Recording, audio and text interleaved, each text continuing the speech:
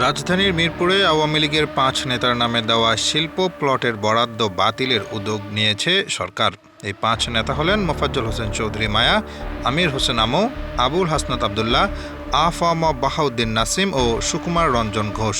বিভিন্ন সময়ে বরাদ্দ করা এই ৫ শিল্প প্লটের কিস্তির সব টাকা বুঝে পেয়ে এই ৫ জনের কাছে দখল হস্তান্তর ও রেজিস্ট্রেশন করে দিয়েছে জাতীয় গৃহায়ন কর্তৃপক্ষ।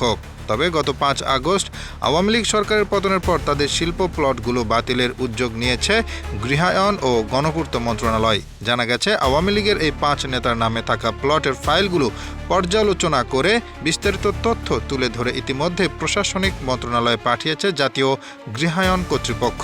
মন্ত্রণালয়ের শীর্ষ পর্যায়ের সিদ্ধান্তে তা বাতিল হবে। তবে এ বিষয়ে জাতীয় গৃহায়ন কর্তৃপক্ষের কেউ কোনো মন্তব্য করতে রাজি হননি।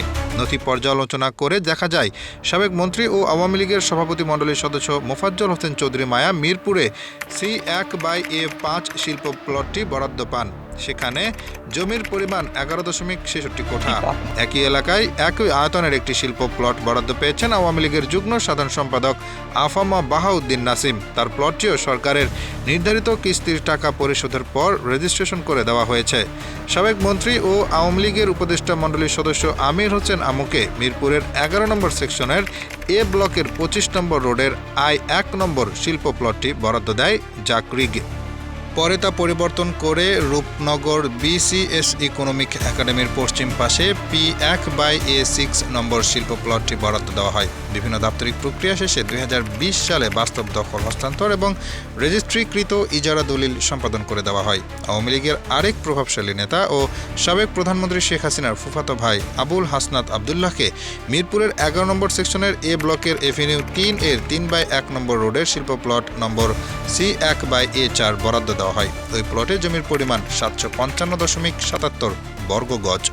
2001 সালে মিরপুরের 11 নম্বর সেকশনের I/8 নম্বর শিল্প প্লটটি দ্য রেইনবো প্যাকেজেস অ্যান্ড প্রিন্টার্সের মালিক শাহান আরা বেগমের নামে বরাদ্দ দেওয়া হয়। পরে কর্তৃপক্ষের 153তম বোর্ড সভার সিদ্ধান্ত অনুযায়ী 2016 সালের 29 মার্চ এ প্লটের পরিবর্তে রূপনগর শিল্প প্লট নম্বর C1/A4 বরাদ্দ দেওয়া হয়, যেখানে জমির পরিমাণ 755.77 বর্গ গজ।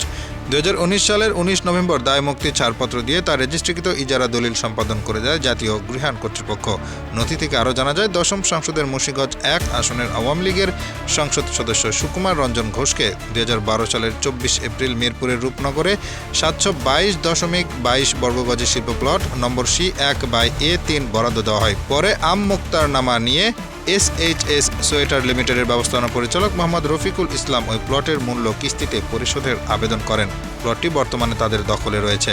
আওয়ামী লীগের 5 নেতার নামে থাকা শিল্প প্লট বাতিলের উদ্যোগের বিষয়ে মন্তব্য জানতে জাতীয় গৃহায়ন কর্তৃপক্ষের সদস্য আব্দুল কুদ্দুস সরকারের দপ্তরে গেলে তিনি সব শুনে কোনো মন্তব্য করতে অপারগতা জানান। বক্তব্য জানতে পরে চেয়ারম্যান মোহাম্মদ হামিদুর রহমানের সঙ্গে যোগাযোগ করা হলে তিনিও কোনো মন্তব্য করতে রাজি হননি। Asifur Rahman, daily our Bangladesh.